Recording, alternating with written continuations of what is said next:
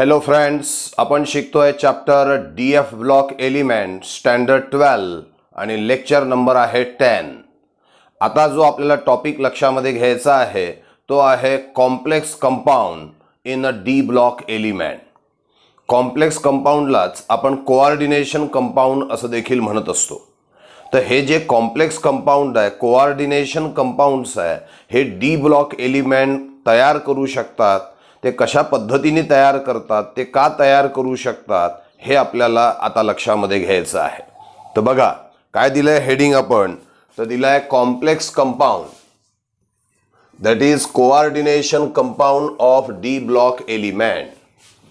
Complex compound म्हटला की त्यामध्ये दोन भाग महत्त्वाचे येतात। एक असतो सेंट्रल मेटल ॲटम आणि दुसरा असतो लिगॅंड।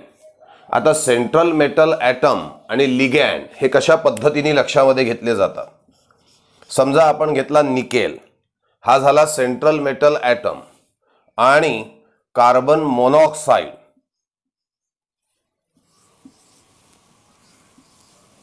हे जे लाल पेनाने दाखवले आहेत हे आहे ligands. This is central metal atom आणि CO म्हणजे कोण घेतलेला आहे, लिगॅंड। हे जे लिगॅंड्स आहेत, लिगॅंड्स, आणि याला काय म्हटलं आपण, सेंट्रल मेटल ॲटम किंवा सेंट्रल मेटल आयन। CM म्हणजे central metal, A for atom, I for ion. मग लिगॅंड्स हे सराउंड करतात, वेढून घेतात कोणाला, सेंट्रल मेटल ॲटमला, by means of a coordinate bond. Coordinate बॉन्डच्या माध्यमातून हे वेढून घेतात। हा झाला NiCO4 चा कॉम्प्लेक्स कंपाऊंड। पुन्हा लक्ष द्या, आपण कॉम्प्लेक्स कंपाऊंड शिकतोय। कॉम्प्लेक्स कंपाऊंड म्हटला की त्यामध्ये दोन घटक महत्त्वाचे, सेंट्रल मेटल ॲटम और आयन आणि दुसरा कोण आहे, लिगॅंड। मी इथे सेंट्रल मेटल ॲटम म्हणून निवडलेला आहे डी ब्लॉक एलिमेंट निकेल आणि लिगॅंड म्हणून निवडलेले आहे कार्बन मोनॉक्साइड।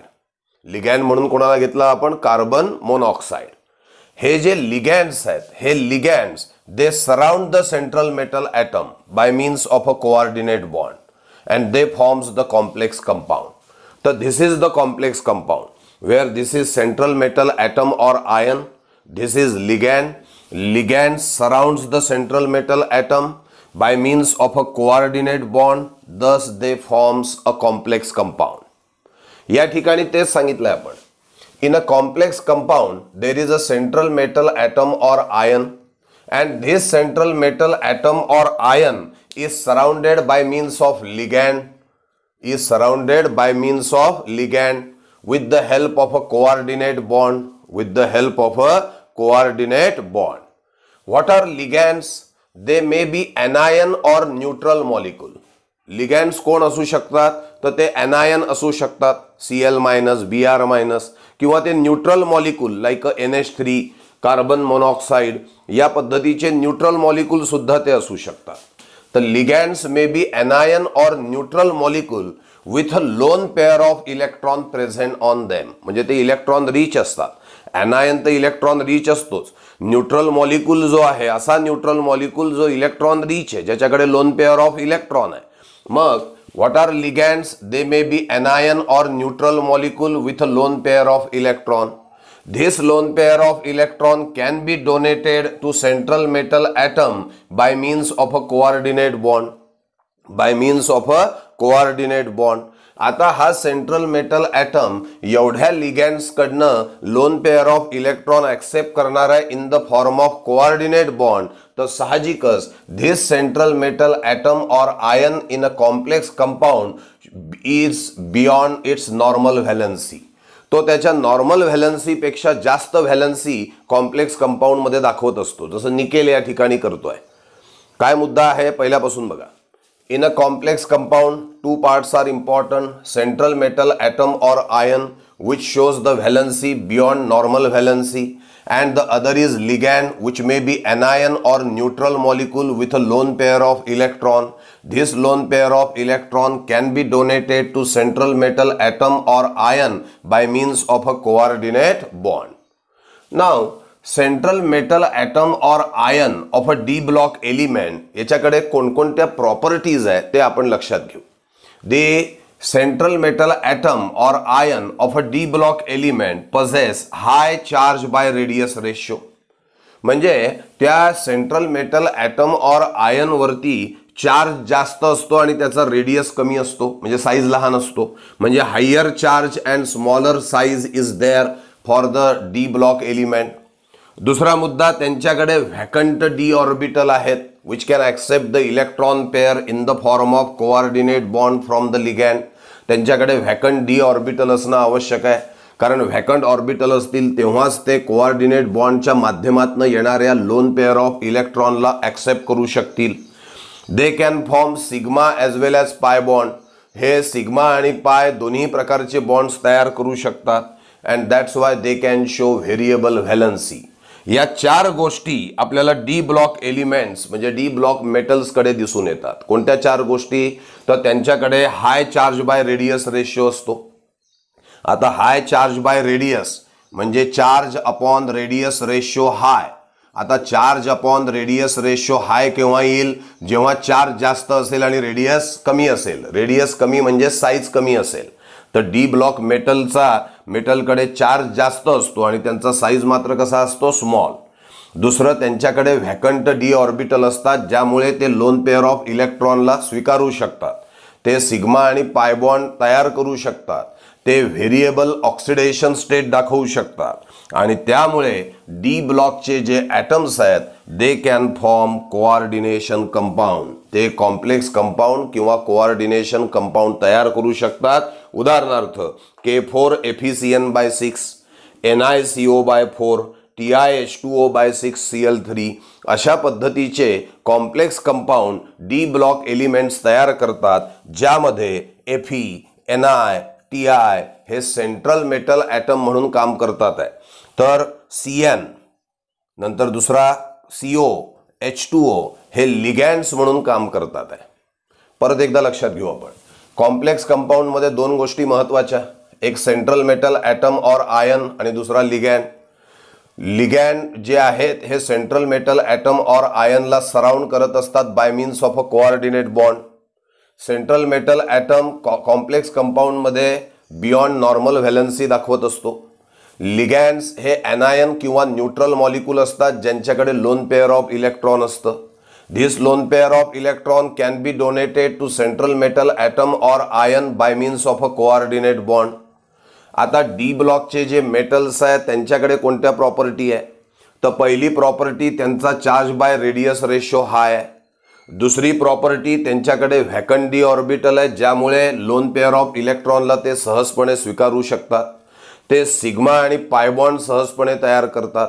ते व्हेरिएबल ऑक्सिडेशन स्टेट दाखवतात. आणि या चार प्रॉपर्टीजमुळे डी ब्लॉक एलिमेंट किंवा डी ब्लॉक मेटल हे सहजपणे कोणाची भूमिका पार पाडू शकतात? तर सेंट्रल मेटल ॲटम और सेंट्रल मेटल आयनची भूमिका सहजपणे पार पाडू शकतात. म्हणजेच ते काय तयार करू शकतात? कॉम्प्लेक्स कंपाऊंड तयार करू शकतात. त्यांचे उदाहरणं सुद्धा आपण या ठिकाणी सांगितलेत, ज्यामध्ये Fe, Ni, Ti हे डी ब्लॉक मेटल हे सेंट्रल मेटल ॲटम म्हणून काम करतात आहे. तर Cn, CO, H2O हे लिगॅन्ड्स म्हणून त्या ठिकाणी काम करतात आहे. आता हे जे कॉम्प्लेक्स कंपाऊंड तयार झालेले आहेत त्यांची स्टॅबिलिटी कोणावर डिपेंड असते? तर त्यांची स्टॅबिलिटी साहजिकच तीन गोष्टींवर डिपेंड आहे. एक, it depends upon the nature of central metal atom और ion. It depends upon the ligand and as well as depends upon bonding. तीन फॅक्टरवरती stability of a complex compound depend आहे. Nature of central metal atom, nature of ligand and the bonding present between ligand and the central metal atom or ion. This stability of a complex compound is directly proportional to atomic number. जसा जसा central metal ॲटमचा atomic number वाढत जाईल साहजिकच stability of a complex compound सुद्धा वाढल्याचं दिसून येईल. दुसरं, it is inversely proportional to atomic size. Atomic साईजशी इन्व्हर्सली प्रपोर्शनल आहे. जेवढा ॲटॉमिक साईज लहान लहान होत जाईल तेवढी stability of a complex compound वाढत जाणार. And it is directly proportional to oxidation state. म्हणजे Ti3+ आणि Ti4+ यामध्ये Ti4+चा कॉम्प्लेक्स कंपाऊंड मोर स्टेबल असेल, कारण greater is the oxidation state, greater is the stability. काय मुद्दे सांगितलेत बघा. The stability of a complex compound depends upon nature of central metal atom और ion. nature of ligand and the nature of bonding present between ligand and central metal atom. Second point, the stability of a complex compound is directly proportional to atomic number. Greater is the atomic number किंवा as the atomic number increases, the stability of a complex compound also increases. The stability of a complex compound is inversely proportional to atomic size. As the atomic size decreases, the stability of a complex compound increases. The stability of a complex compound is directly proportional to oxidation state. Higher is the oxidation state shown by the central metal atom, greater will be its stability. जेवढी oxidation state जास्त दाखवेल central metal item, तेवढी त्याच्या complex कंपाऊंडची stability जास्त असेल. तर this is about the stability of a complex compound in the form by the d block element. And overall आपण सध्या थोडक्यात complex compound of d block element लक्षामध्ये घेतलेला आहे. आपल्याला आता colour of the compound form by the d block element ही concept लक्षामध्ये घ्यायची आहे. पण ती कन्सेप्ट लक्षात घेण्याच्या आधी कलर ऑफ द कंपाऊंड विषयी काही जनरल मुद्दे जे आहेत ते आपण लक्षामध्ये घेऊ आणि त्यानंतर actual colour of the compound form by the d block element या गोष्टीकडे आपण वळणार आहोत. तर काय पहिला मुद्दा, तर कलर ऑफ द कंपाऊंड याच्याविषयी काही मुद्दे आपण लक्षामध्ये घेणार आहोत. कलर ऑफ द कंपाऊंड जे आहे हे प्रामुख्याने 3 गोष्टींवरती डिपेंड असतं. पहिली गोष्ट आहे जॉमेट्री ऑफ दॅट कंपाऊंड. त्या कंपाऊंडची जॉमेट्री काय आहे त्याच्यावर त्याचा कलर डिपेंड असतो. दुसरा, the nature of the ligand attach to central metal atom or ion. हे कॉम्प्लेक्स कंपाऊंडसाठी आहे की कॉम्प्लेक्स कंपाऊंडमध्ये कोणता लिगॅन्ड आहे त्याच्यावरती त्याचा कलर डिपेंड असतो. आणि सगळ्यात महत्त्वाचं म्हणजे ज्याच्यावर कलर डिपेंड असतो असा महत्त्वाचा फॅक्टर म्हणजे the colour of the light transmitted by it. तो जो सबस्टन्स आहे तो कोणत्या कलरचा लाईट ट्रान्समिट करतोय आपल्याकडे त्याच्यावरती त्या सबस्टन्सचा कलर डिपेंड असतो. काय सांगितलं, colour of the substance mainly depends upon 3 factor. Geometry of the compound, the nature of the ligand attached to central metal atom in a compound, and mainly depends upon the color of the transmitted light by that compound. तो जो light transmit केलाय त्या कंपाऊंडनी आपल्याकडे, तो जो light reflect केलाय आपल्याकडे त्या कंपाऊंडनी, त्यावरती त्या कंपाऊंडचा कलर हा ठरत असतो. काय बघा, जेव्हा व्हाईट लाईट हा एखाद्या सबस्टन्सवरती आदळतो, समजा आपण हा सबस्टन्स घेतला, या सबस्टन्सवरती जेव्हा व्हाईट लाईट जो आहे हा व्हाईट लाईट इन्सिडंट झाला. When the white light incident on a substance then 3 possibilities are there. पहिली पॉसिबिलिटी आहे, हा जो लाईट इन्सिडंट झाला या सबस्टन्सनी पूर्णच्या पूर्ण लाईट ॲब्सॉर्ब करून घेतला. अशा वेळेला तो सबस्टन्स आपल्याला ब्लॅक असल्याचं दिसून येतं. बघा, when the white light falls on the substance then 3 possibilities exist. पहिली, radiation completely absorb by the substance. White लाईटचे रेडिएशन यांनी पूर्णपणे ॲब्सॉर्ब केले तेव्हा तो सबस्टन्स तुम्हाला ब्लॅक असल्याचं दिसून येईल. कम्प्लिटली ॲब्सॉर्ब, मग काय आहे, ब्लॅक. दुसरी पॉसिबिलिटी आहे, त्या सबस्टन्सवरती व्हाईट लाईट इन्सिडंट झाला आणि त्यांनी कम्प्लिटली ट्रान्समिट केलं त्या सगळ्याच्या सगळ्या लाईटला, तेव्हा तो सबस्टन्स तुम्हाला व्हाईट असल्याचं दिसून येतं. आणि तिसरी आणि महत्त्वाची पॉसिबिलिटी आहे की जेव्हा व्हाईट लाईट त्या सबस्टन्सवरती इन्सिडंट होतो तेव्हा that substance absorb the light of some specific wavelength. काही विशिष्ट वेवलेंथचा लाईट तो सबस्टन्स ॲब्सॉर्ब करतो and transmits the light of some other wavelength and transmits the light of some other wavelength of some other colour. दुसऱ्या कोणत्या तरी वेवलेंथचा light तो transmit करतो, दुसऱ्या कोणत्या तरी कलरचा लाईट तो ट्रान्समिट करतो and the colour of the transmitted light is the colour of that substance. पुन्हा ऐका, तिसरी पॉसिबिलिटी, जेव्हा व्हाईट लाईट या सबस्टन्सवरती इन्सिडंट होईल तेव्हा तो सबस्टन्स विशिष्ट वेवलेंथचा लाईट ॲब्सॉर्ब करेल आणि दुसऱ्या कोणत्या तरी वेवलेंथचा लाईट ट्रान्समिट करेल, दुसऱ्या कोणत्या तरी कलरचा लाईट तो ट्रान्समिट करेल. The colour of the transmitted light, the colour of the reflected light is the colour of that substance. काय पॅरेग्राफ दिलाय पहा, substance absorb visible light of some wavelength. White light incident झाला, त्यातल्या विशिष्ट वेवलेंथचा light यांनी काय केला, ॲब्सॉर्ब केला. And transmit or reflects the light of some other wavelength that is some other colour. and reflects the light of some other wavelength, that is some other color. The color of the transmitted light will be the color of that substance. 3 possibility. Light incident झाला, पूर्ण absorb झाला, black. Light incident झाला, पूर्ण transmit झाला, white. विशिष्ट वेवलेंथचा light absorb झाला आणि वेगळ्या कोणत्या तरी वेवलेंथचा लाईट ट्रान्समिट झाला, मग ट्रान्समिटेड लाईटचा जो कलर आहे that will be the colour of that substance. या कलरवरती मुनशेल नावाचा सायंटिस्ट आहे, यांनी एक व्हील आपल्या समोर तयार करून दिलेलं होतं, ज्यामध्ये ॲब्सॉर्ब लाईट आणि ट्रान्समिटेड लाईट यांच्या पेयर्स त्यांनी आपल्याला दिल्या होत्या. कोणता लाईट ॲब्सॉर्ब होतो आणि तो लाईट ॲब्सॉर्ब झाल्यावर कोणता लाईट शक्यतोवर ट्रान्समिट होतो याचं रिलेशन त्यांनी आपल्याला दिलेलं होतं. काय हेडिंग आहे? मुनशेल व्हील. कोणामधलं रिलेशन देतो? Relation between wavelength of the light absorb and the transmitted wavelength. म्हणजे ॲब्सॉर्ब वेवलेंथ आणि ट्रान्समिटेड वेवलेंथ यांचं रिलेशन त्यांनी दिलंय. आता ॲब्सॉर्ब वेवलेंथ आणि ट्रान्समिटेड वेवलेंथला साध्या भाषेत म्हणू आपण, ॲब्सॉर्ब कलर आणि ट्रान्समिटेड कलर यांचं रिलेशन त्यांनी दिलेलं आहे.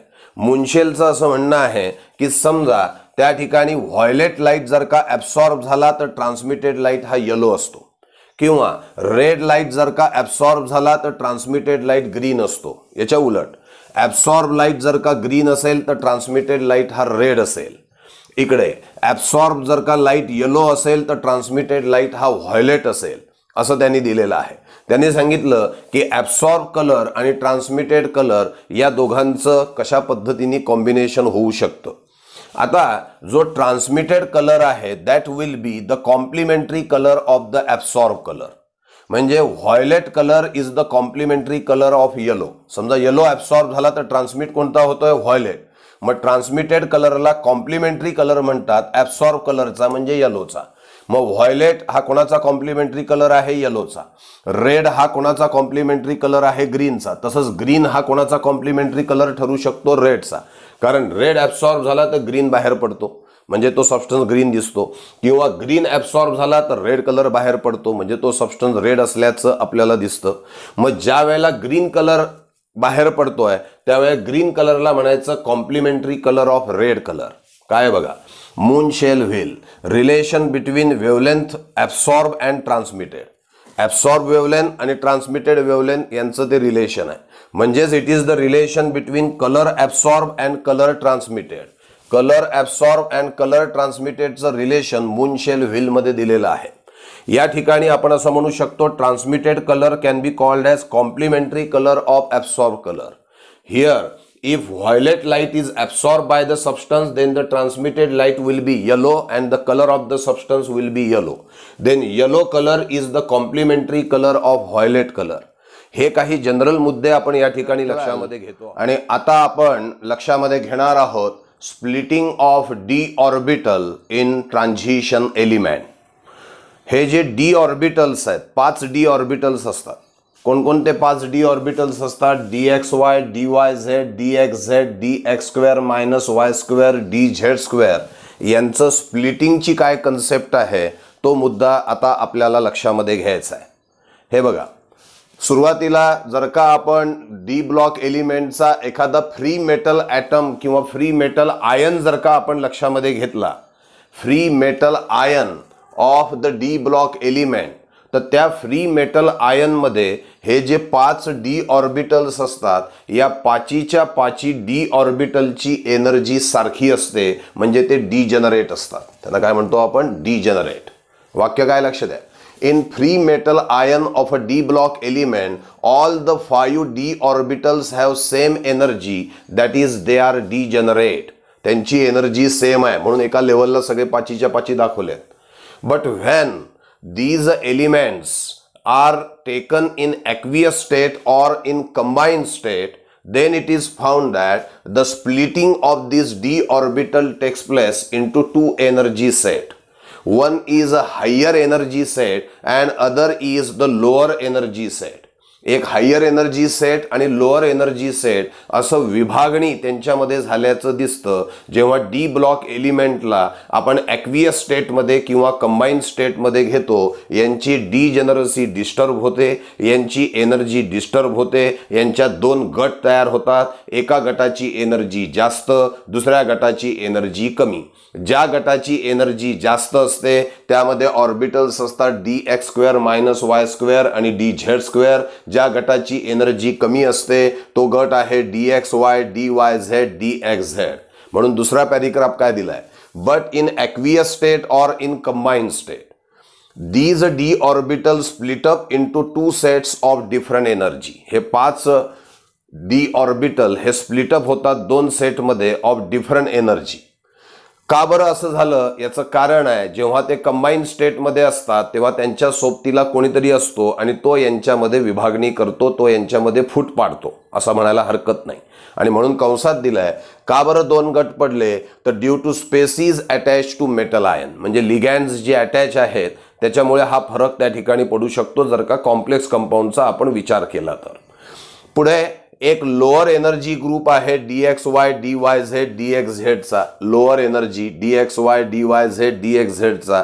तर दुसरा असतो higher energy group dx² - y² आणि dz² चा. अशा तऱ्हेने इंडिव्हिज्युअल असताना पाचीच्या पाची जणांना सारखी वागणूक आहे, सगळे डीजेनरेट आहे, एनर्जी सेम आहे. पण दुसरा कोणीतरी त्यांच्या सोबतीला जेव्हा कंबाईन स्टेटमध्ये येतो तो यांच्यामध्ये फूट पाडून जातो. एका गटाला हायर एनर्जी मिळते, दुसऱ्या गटाला लोअर एनर्जी मिळते. हायर एनर्जीवाले dx² - y² आणि dz² आहे, तर लोअर एनर्जीवाले dxy dyz आणि dxz आहे.